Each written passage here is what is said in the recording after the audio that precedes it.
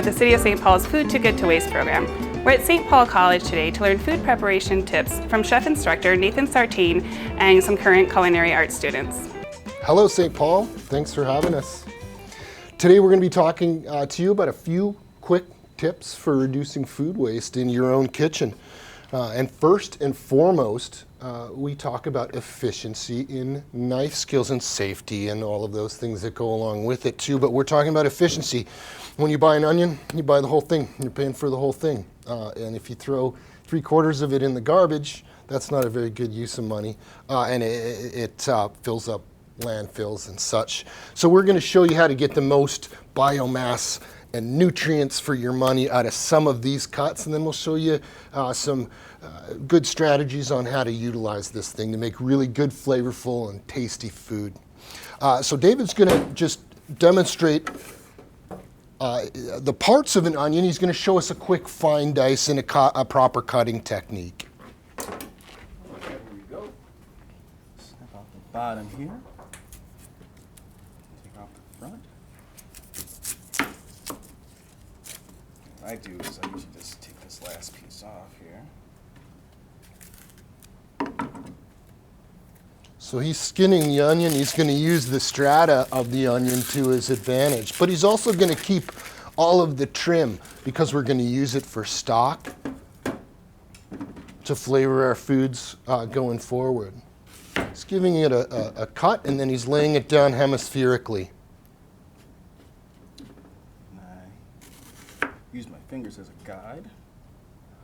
Curling his fingers and using those as a guide so he doesn't cut them. And you can run the blade right on the knuckles that you would use to knock a door.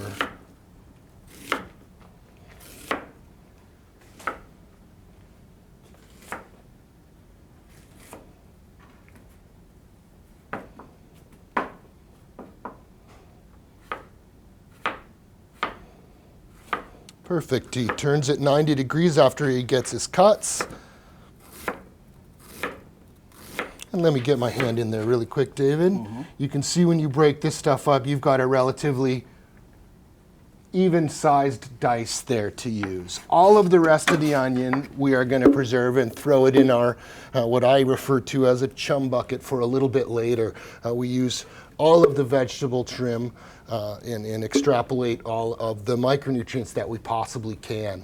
While David finishes that up, we're going to move over and we're going to look at celery really quick. A little bit different anatomy as far as the vegetable goes. Chef, take it away and show us how we utilize most of this or all of this biomass that we've paid for. All right, she's taking the butt end of this off, separating her ribs from the hearts. The heart is a little bit more bitter, and you could certainly use that in your compositions, provided that bitter works with the ultimate flavor that you want with the dish.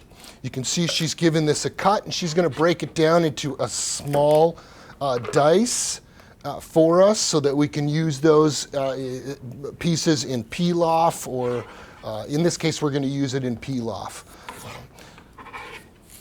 Again, she's curling her fingers so she doesn't lose them, and she's going to turn that 90 degrees, and then she'll get the angle of address on the fine dice. Again, we're trying to get this about the size of a grain of rice because we're going to use this in a rice dish. Perfect, and a perfect small dice. Let me get my fingers in there for a second, and you can see this mimics the size of a grain of rice. We're going to use it in a rice dish. The rest of this, we're simply going to throw out. Some of the hearts that you would find too bitter, we're going to we're going to throw into our chum bucket, and we're going to actually use it as a stock, a flavorful broth or liquid that we can use in the production of different foodstuffs. You can freeze this stuff in and keep it. Remember, you're buying this food by the pound, so we want to make sure that we're using it as much as possible.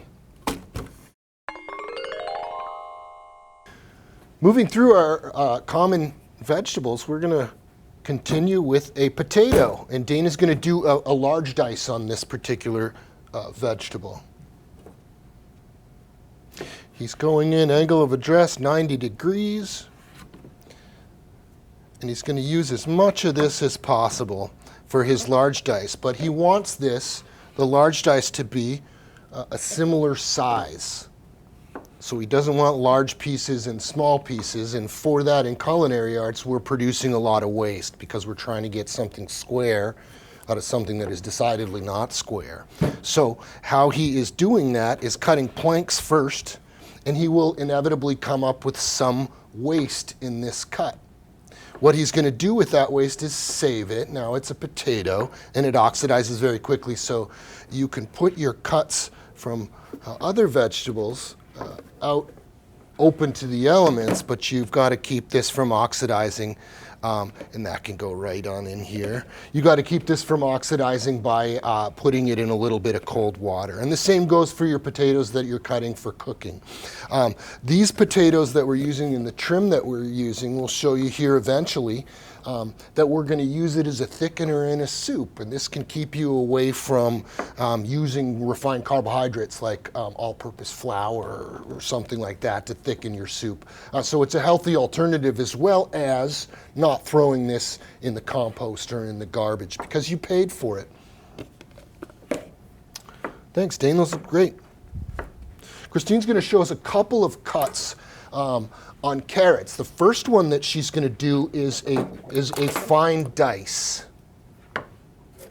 See, she's got curled fingers. She took that nub off the end of the carrot. I don't really like throwing that nub of the carrot in my stock bucket simply because it's got a lot of bitter odorant molecules. So we try and stay away from that a little bit. You can see she's planking out the carrot, much the same strategy as we did with the potato.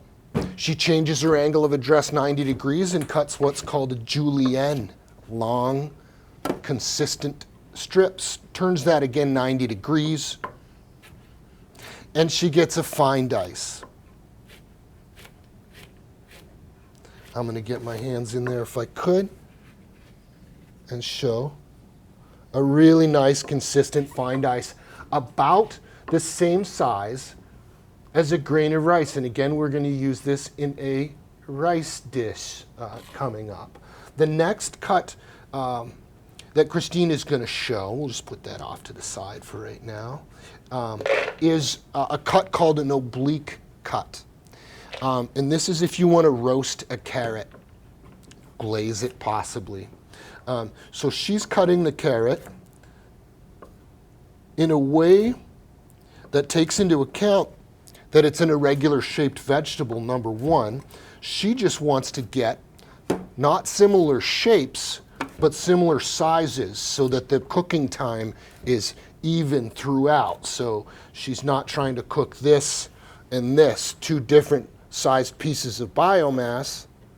They're not going to have similar cooking times. So the oblique, excuse my fingers, the oblique does that work for you. So you can toss this in oil, salt, pepper, any herbs, hot sauce if you want it, and throw it in the oven, 425 degrees for 20 minutes, and take it out. It'll have a nice crust on the outside because there's a lot of sugar in these carrots as well. Thank you. Nice job, chefs. A very expensive vegetable and a very seasonal vegetable, and one again that we're throwing a lot of it in the garbage if we don't know how to use this stuff. Christian's going to show us how to fabricate this very quick. It's really easy to do. All you need is a couple of thumbs. You can get by without a couple of thumbs, I suppose. He's just breaking that along the path of least resistance, the woody part at the bottom, and then the more tender and edible part at the top. We're going to keep this, but what do you do with this? There's a lot of antioxidants and chlorophyll in there. You'll notice the detoxification effects of asparagus when you eat it. That's in the butts too, so we don't want to throw that stuff out. We want to use it as much as possible. I'm throwing this right in our stock bucket. We can make stock out of it. Michael is going to demonstrate a very quick knife cut on the bell pepper, another one that we abuse quite a little bit if we're not cutting the right way.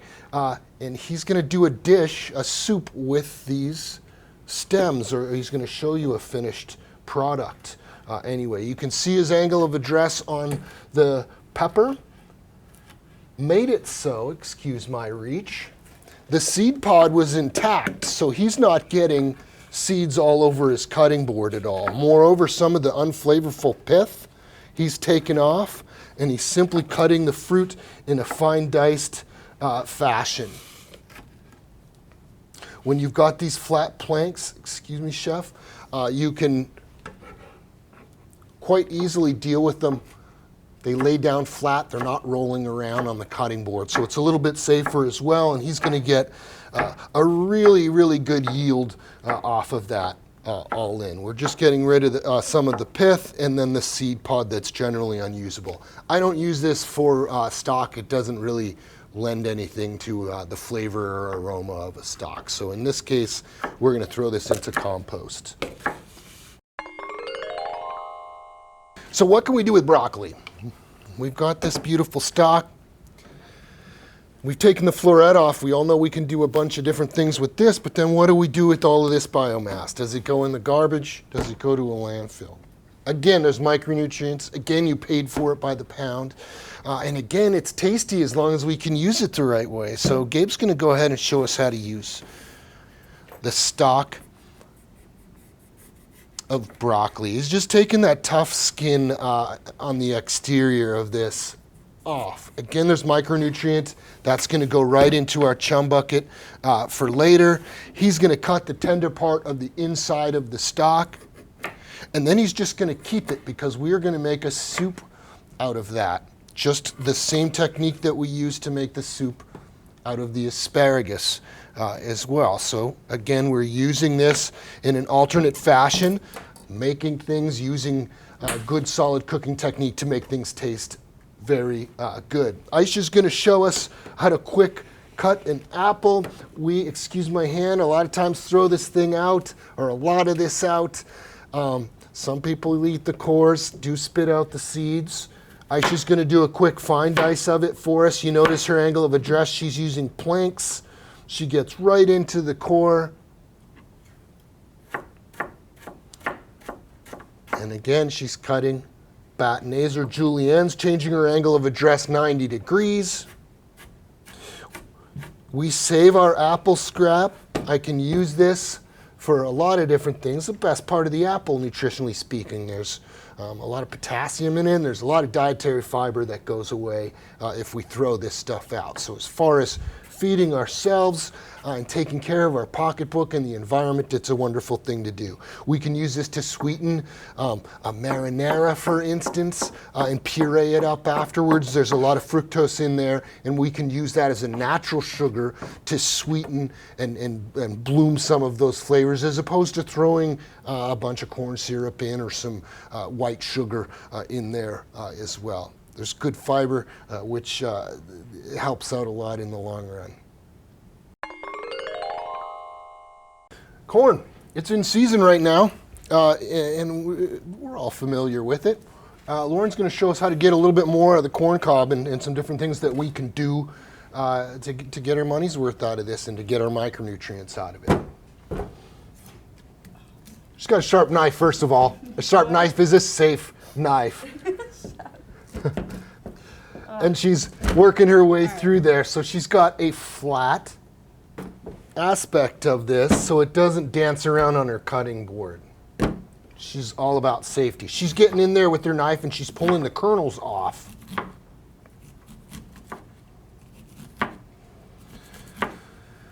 And I'll have you stop right there. Well, you can go ahead and take that last strip off. So we're looking at this, and you know, a lot of people would throw that out and just eat this. Lauren, get in there, show us how we do it.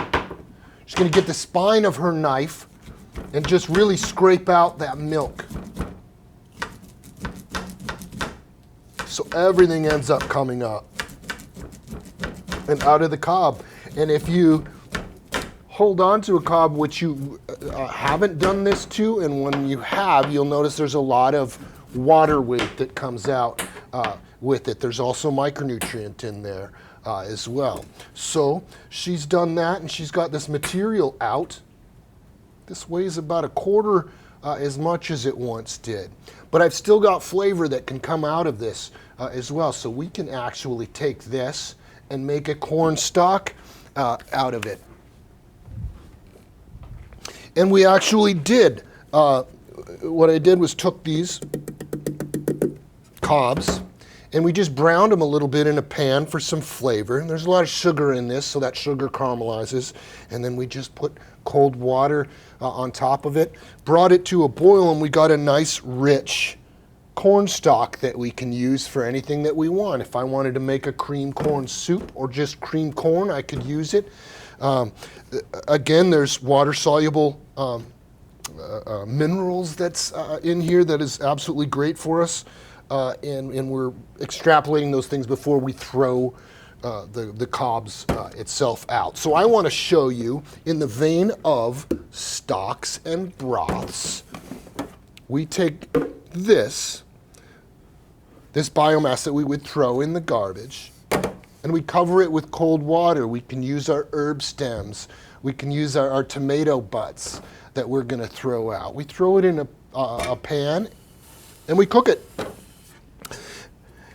With a vegetable stock, all you have to do is bring it to a boil and then turn the heat off and let it brew. When all of this material sinks to the bottom, before it's cooked, it's going to be buoyant. There's more air in it. When we cook it, it will eventually take on that water and everything will sink to the bottom. I'm wondering about a tight shot in here where you can see my products. They're not buoyant anymore. They've actually sunk to the bottom. That's going to tell me that this is done. Now, you can't overbrew this stuff. You could leave it in a crock pot overnight. That's perfectly fine. But I just want to show you what this looks like. And you can see the rich golden color of this liquid. This is all stuff, all material that you were going to throw out. So we're not looking at it as free because we paid for it. A beautiful, rich liquid that's full of micronutrients that, hey, you would have otherwise gone to the store and spent money on those neon bouillon cubes that come in the foil and whatnot that you put in your food, and it gives you a whole bunch of sodium and whatever kind of material that's in there. This is just straight minerals that comes from sun and soil and biomass. So it's wonderful. It tastes good. It's extremely versatile. If you wanted to boil this down and consolidate, you certainly could. I do that and I put it in ice cube trays just so I take a super flavor, and then I can dilute it after I take one ice cube out and use it for something. So it doesn't really take a lot of room up at all. Corn, wonderful vegetable, amazing. We can do a lot of different things with it. Just make sure you're getting your money's worth and using all the food that you've paid for. Well, we're coming to the end of this, so I want to show a couple of things that we've done out of the materials that we've been prepping. We've been giving you some ideas of things to do, but here's where the rubber meets the road. Caitlin, do you want to plate up our creamed corn? We have a little riff on creamed corn. We use some of the onions that we diced, just a little bit of oil. The kernel from the corn and the liqueur that came out of it, as well as a little bit of cornstalk, and just a touch of dairy product and butter. So heavy cream, just a little bit. When you pull that liqueur out of the corn cob, you don't need a lot of dairy product to make this happen. Beautiful. Nice and summery and seasonal and sweet and robust. Plays on this, you could get a little bit of a char on your corn, I suppose, before you did that as well. Any kind of aromatics that you want to put in. Caitlin did a little bit of time to finish that up. We made a rice dish using the stock that we made, that rich vegetable stock. Our onions, our diced carrots, and our diced celery, as well as some herbs that are getting picked through. So I'm just going to plate this up. It is medium grain brown rice, and we used a method called pilaf, and we will include that recipe method as well. A little bit of butter here, but everything else we produced. Can I get a little green on there, please?